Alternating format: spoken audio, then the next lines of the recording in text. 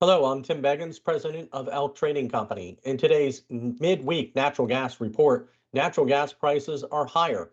We're now moving to the October contract. September contract does expire today. So if you got a position, you better get out or roll. But for the October contract, we've got a nice little bounce today. We're currently trading at 288.40, up 9.4 cents or 3.37%.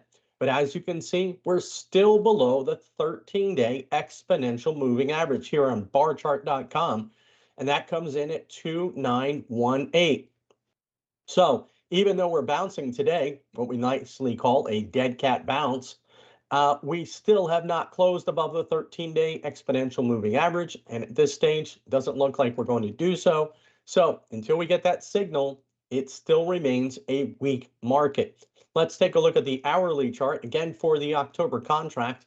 It is now trading at 288.60. We are above second pivot resistance here, which came in at 288.30. And so our next resistance, our final pivot resistance, we come in at 2,923. So below the market, well below, is the pivot for the day at 279.60. So we've got a positive move here this morning. We are above pivot resistance levels. The RSI has turned higher, but we still haven't gotten that daily signal yet. So until we do, we're going to still stay short as far as our positioning might be concerned. So let's take a look at the front to back spreads. This is the Jan versus the October spread. Again, we are still sitting in this range between 120 support and, of course, our resistance level, which came in at around 134.10 right now, but it was about 133.90. So we're still in this range. As you can see from the RSI, it is still holding between 40 and 60. That indicates that we're going sideways for now. Let's take a look at something different. How about the DEES? This is the DEES 26 versus DEES 25 spread and gives us an indication of where things are moving. And in this case, it's still widening, meaning that the DEES 26 is continuing to remain at a premium to DEES 25. Why is that? Well, because this season looks to be weak, right? We've had a weak summer. Looks like fall is going to be a struggle here for natural gas prices, and we have the potential for a fairly mild winter. So we'll take a look here at the 8 to 14-day temperature outlook. And as you can see, it's below normal in the midsection of the country, which also includes parts of Texas. So the above normal temperatures, Pacific Northwest, parts of New England, and just parts of Florida.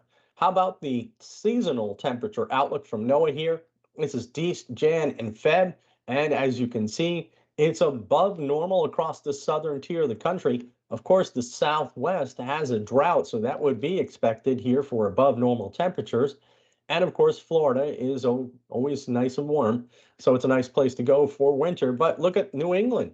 All the way up there is above normal for winter. Equal chances for cooler temperatures in the upper Midwest. And how about the tropics?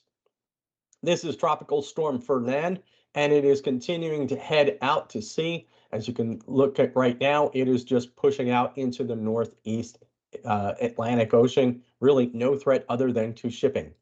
And we're going to continue to watch the midsection of the Atlantic as we get forward here on the Climate Prediction Center for September all the way through September 16th. It is, of course, focusing in on that mid-Atlantic region here to the east of the Windward Islands. And as you can see right now, there goes Fernand, and we've got nothing else in the Gulf of America / Mexico, really nothing along the Central American basins here. We do have some systems possibly coming off Africa we'll keep an eye on, but here we go again. The Saharan air layer is coming off the Africa, and it will most likely inhibit any storm development here in the mid-Atlantic, at least for the next week. This is a big plume, and again, this dust just grabs onto water molecules and just sinks. So these storms have a very difficult time developing.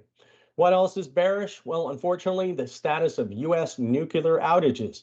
It is at a 5-year low at only 0.5 gigawatts for this week.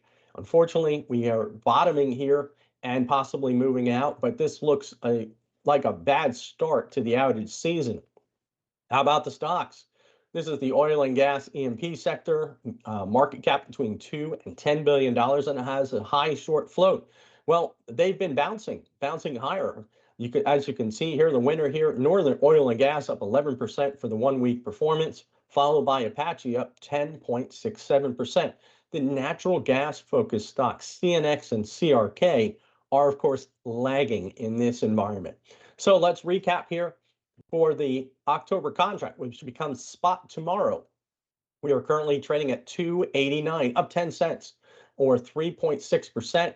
So let's take a look and see where we close today. We need that close above the 13-day exponential moving average, which comes in at 290.180. So let us know your thoughts in the comment section below. Please hit that like and subscribe button. Thanks for listening.